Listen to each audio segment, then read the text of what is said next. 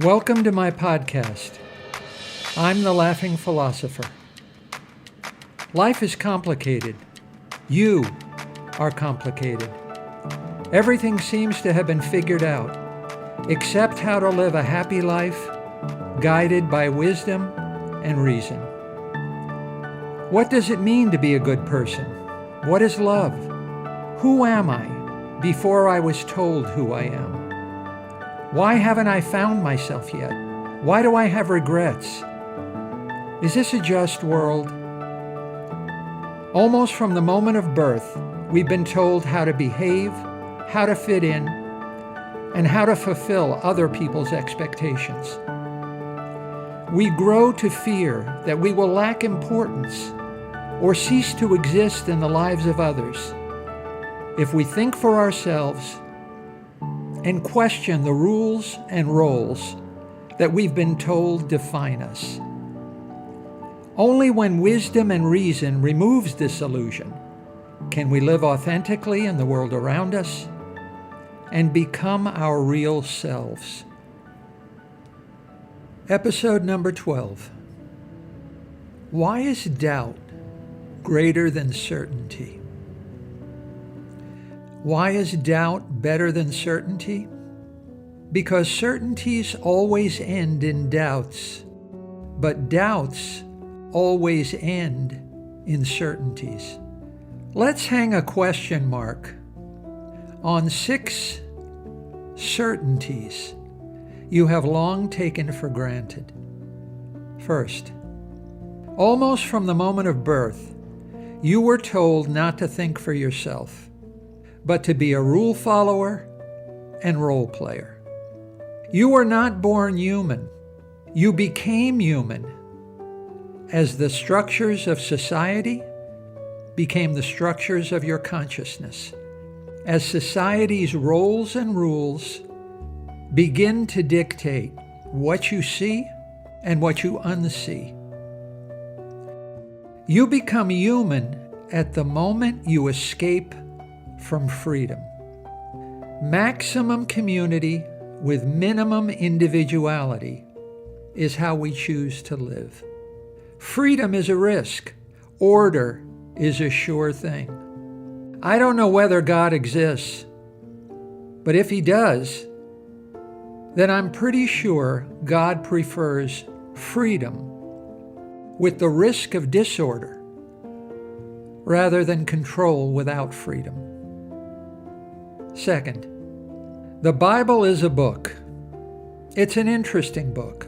It's a popular book, but it's not the only book, and it's not an instruction book. The Bible consists of 66 different books written by 40 different authors living on 3 different continents over a period of 1,400 years. The first book of the Bible was written 3,400 years ago. The Bible wasn't even assembled into a single document until 1,600 years ago. Not one of its authors was a divine being. There is not one idea or one sentence in the Bible that could not have been figured out and written down by an ancient human being living thousands of years ago. Way back then, not knowing made the made-up stuff in the Bible feel more true. But now we know that the Bible is more or less a failed science book. The truth is hard to find. You can't just ask someone for it. For questions to be answered, answers must be questioned. Science gives us questions we can't answer for the moment. The Bible gives us answers we can't question forever.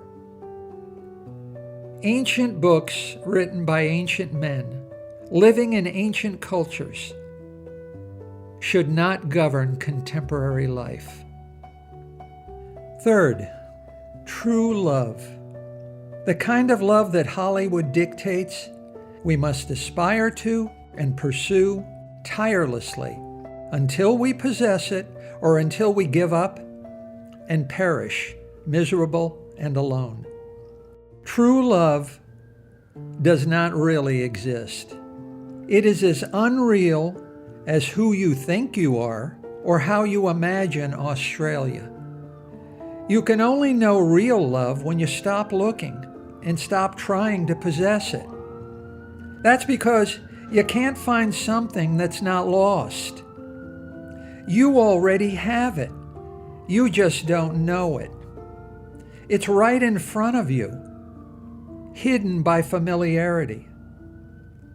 Love is not a carrot at the end of a stick. You always had the carrot. Now throw away the stick.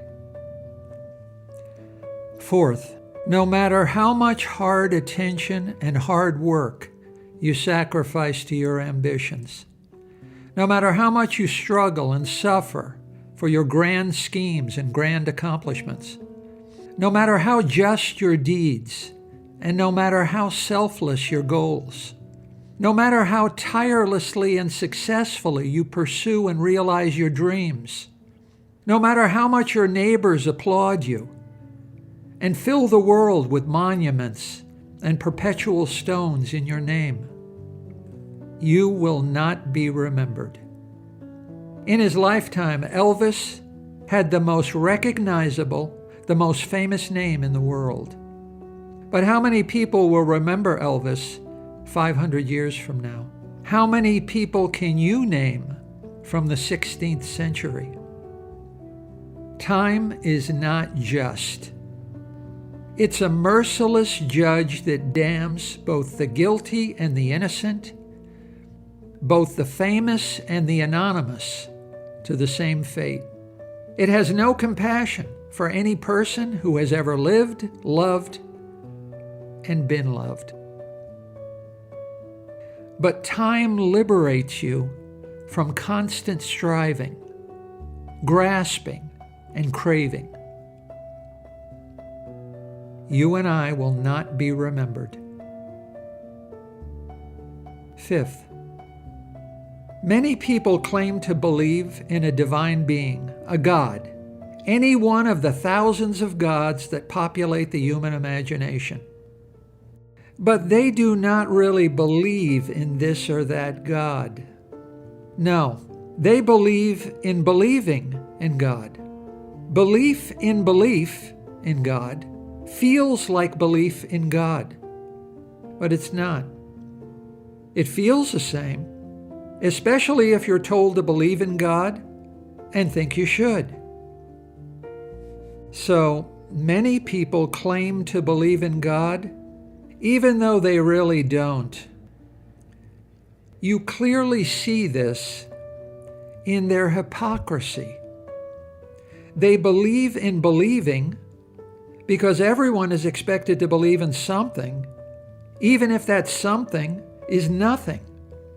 It's quite common for human beings to mistake one feeling or one idea for another, so this shouldn't surprise you. Many people confuse experience with wisdom, humility with weakness, belief with knowledge. You confuse the voices you hear in your head with the ego or the self. Belief in belief is not belief. It is hypocrisy. And sixth, so, does life have a purpose?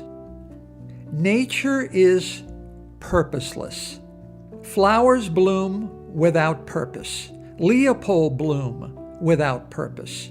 Trees grow to the sun without purpose. The universe expands without purpose.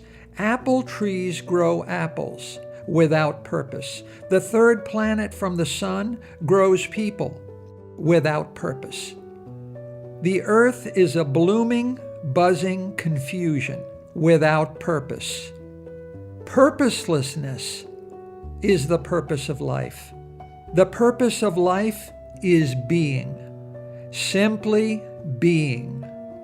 Nature requires no justification for living. So why do you? We are born knowing only life. That is all we know, but all we need to know. The truth always has been right in front of your eyes. What is life's purpose? Google doesn't have the answer, because not every question deserves an answer.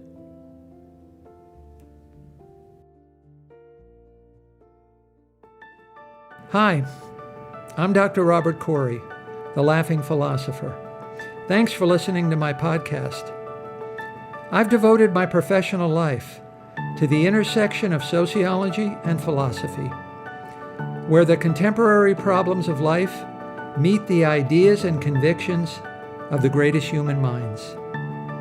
Join me by subscribing to The Laughing Philosopher as we use reason and wisdom to explore big answers to the most important of all big questions: how to live.